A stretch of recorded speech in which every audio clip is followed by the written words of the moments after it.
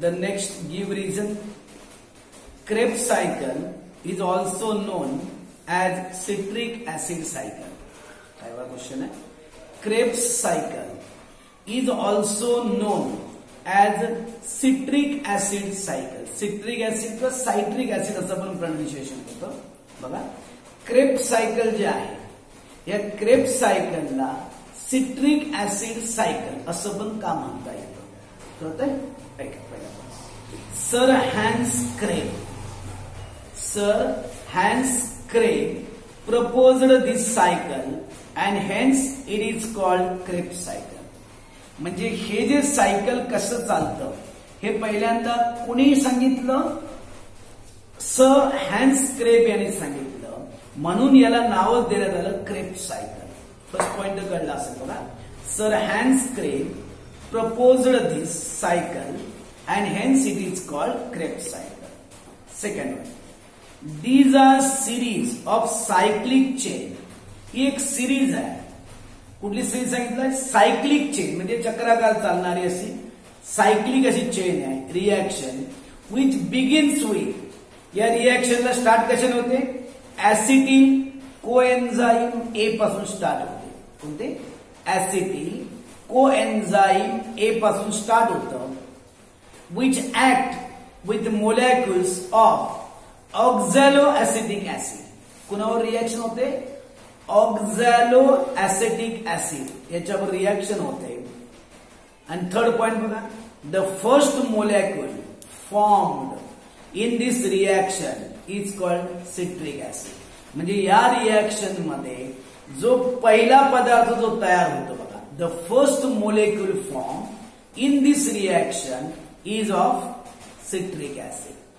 या रिएक्शन मध्ये तयार होणारा पहिला मोलेक्युल म्हणजे रेणू हा सिट्रिक ऍसिडचा आहे.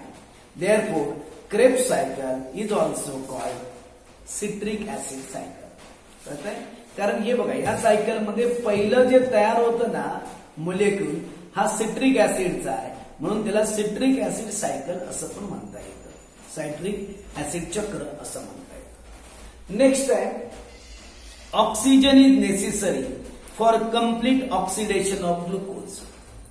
बघा, glucose is very much essential for the complete oxidation of glucose. म्हणजे जर बघा ग्लुकोजचं पूर्ण ऑक्सिडेशन व्हायला पाहिजे असेल तर ऑक्सिजनची गरज आहे. असं का? जसं आपण बघतो बघा, आपण ब्रिदिंग आहे ना, आपला जो श्वास घेतो आहे हा आपण स्टॉप नाही करू शकत. हार्डली आपण एखादा मिनिट आपण काय करू शकतो? स्टॉप करू शकतो. आपण जरी झोपलेलो असलो तरी आपलं ब्रिदिंग चालू असतं. म्हणजे आपल्या बॉडीमध्ये ऑक्सिजन कंटिन्युअसली चालू राहतं. जर समजा ब्रिदिंग काही वेळापुरता जरी स्टॉप झाला तरी आपली लाईफ प्रोसेस स्टॉप होणार. म्हणजे oxygen is very much important to produce the energy in the cell respiration. म्हणजे सेलमध्ये जी एनर्जी तयार होते ही जर ऑक्सिजन नसेल तर ही प्रोसेस पॉसिबलच नाही. म्हणून oxygen is the most important factor. बघूया काय इम्पॉर्टंट आहे बघा. First point, when glucose is completely oxidised in aerobic cellular respiration it produces 38 molecules of ATP. बघा, जेव्हा काय होतं बघा, when glucose is completely oxidised in aerobic respiration 38 ATP molecules are produced. ATP adenosine triphosphate हे एनर्जीचं नाव आहे. असे 38 molecules तयार होतात. फर्स्ट पॉइंट तर ऑलरेडी पण झालंय बघा. When glucose is completely oxidised in aerobic respiration 38 molecules of ATP energy are produced. First point. Second point, in aerobic respiration 3 process takes place. Aerobic respiration मध्ये 3 process असतात. First one, glycolysis. Second one, Krebs cycle. And third one, electron transport chain reaction. बघा, 3 reaction होतात. पहिली glycolysis, नंतर Krebs cycle आणि third one कुठे आहे ती इलेक्ट्रॉन ट्रान्सपोर्ट चेन रिएक्शन. या 3 प्रोसेस होतात. कुणामध्ये सांगितलं एरोबिक रेस्पिरेशन मध्ये. आता समजा ऑक्सिजन नसेल तर काय होईल बघा. In absence of oxygen only glycolysis can occur but further 2 reactions will not take place. जर ऑक्सिजन नसेल तर फक्त ग्लायकोलायसिस हे एकच प्रोसेस होणार. फर्दर 2 रिएक्शन जे आहेत या रिएक्शन होणार नाही. क्रेब्स सायकल आणि काय होतं इलेक्ट्रॉन चेन रिएक्शन जे आहे या 2 प्रोसेस पॉसिबल नाहीत जर ऑक्सिजन नसेल तर. आणि नेक्स्ट पॉइंट बघा. In anaerobic respiration, alcohol is produced and only 2 molecules of ATP are produced. बघा एरोबिक रेस्पिरेशन मध्ये 38 ATP मोलेक्युल्स तयार झाले होते. अनएरोबिक म्हणजे विदाउट ऑक्सिजन जर रेस्पिरेशन झालं तर फक्त 2 ATP मोलेक्युल्स तयार होणार. Last one. This result in less energy supply to the body.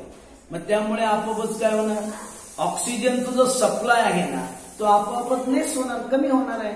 बघा ना ऑक्सिजन मुळे होणार रेस्पिरेशन म्हणजे एरोबिक रेस्पिरेशन 38 मोलेक्युल्स तयार होणार. बरोबर आहे.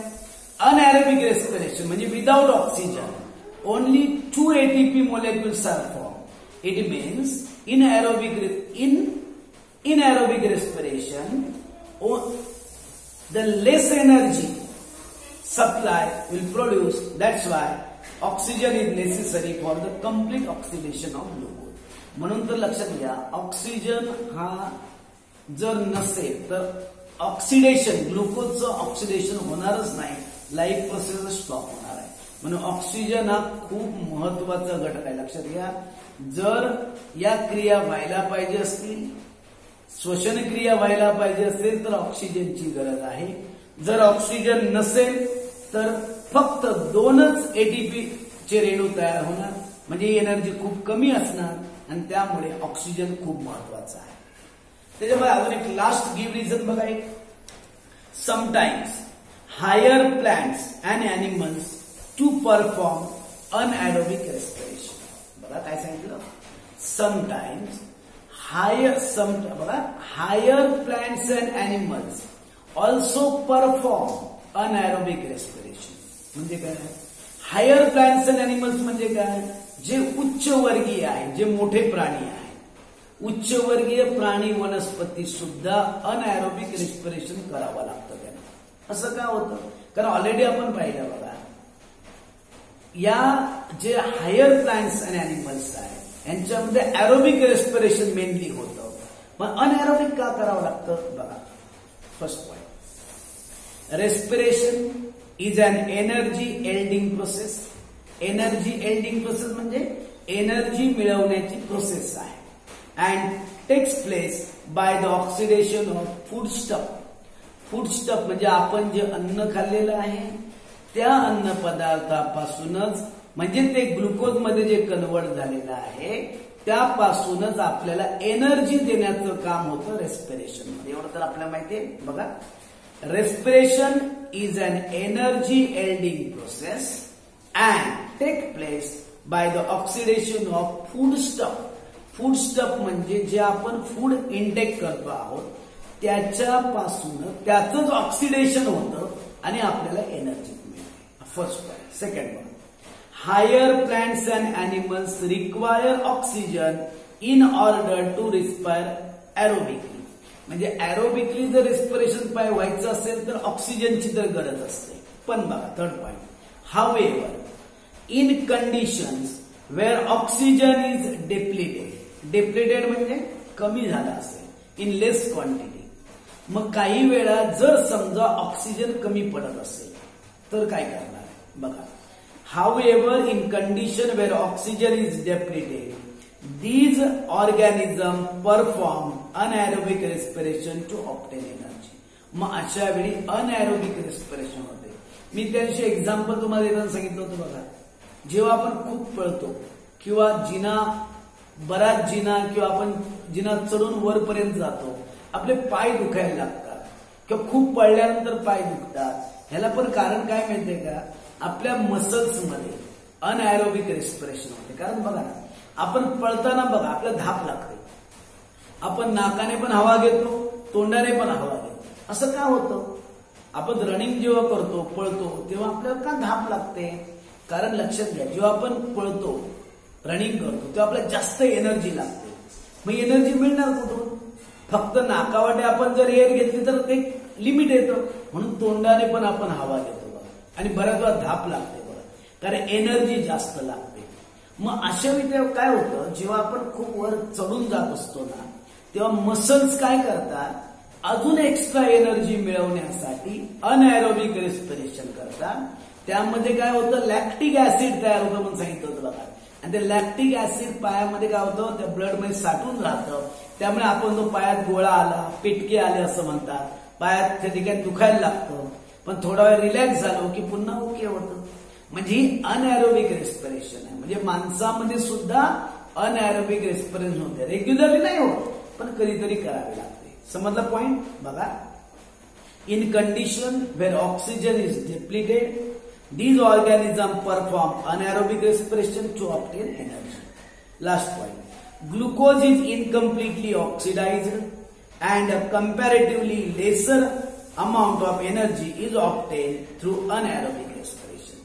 म्हणजे अनएरोबिक रेस्पिरेशन मध्ये एनर्जी मात्र तयार होणार, पण ती कशी असणार, लेसर क्वांटिटी मध्ये असणार, पण एनर्जी मिळणार, पण ती क्वांटिटी कमी असेल बघा. therefore sometimes higher plants and animals do perform aerobic respiration. बघा 2 मिनिटं, या म्हणजे काय सांगितलं, उच्चवर्गीय प्राणी वनस्पती सुद्धा विनोक्षी शोषण का करतात, तर बघा, उच्चवर्गीय प्राणी वनस्पतींना ऊर्जा मिळवण्यासाठी श्वसन क्रिया करावी लागते. उच्चवर्गीय प्राणी वनस्पतींना काय ऑक्सिजनची गरज असते ऊर्जा मिळवण्यासाठी, पण काही वेळा जर ऑक्सिजनचं प्रमाण कमी असेल तर ऊर्जा मिळवण्यासाठी ते विनॉक्सी शोषण करून सुद्धा काय मिळवतात, ऊर्जा मिळवतात. म्हणून काही वेळा उच्चवर्गीय वनस्पती प्राण्यांना सुद्धा तसं विनॉक्सी शोषण करावं लागतं. ओके.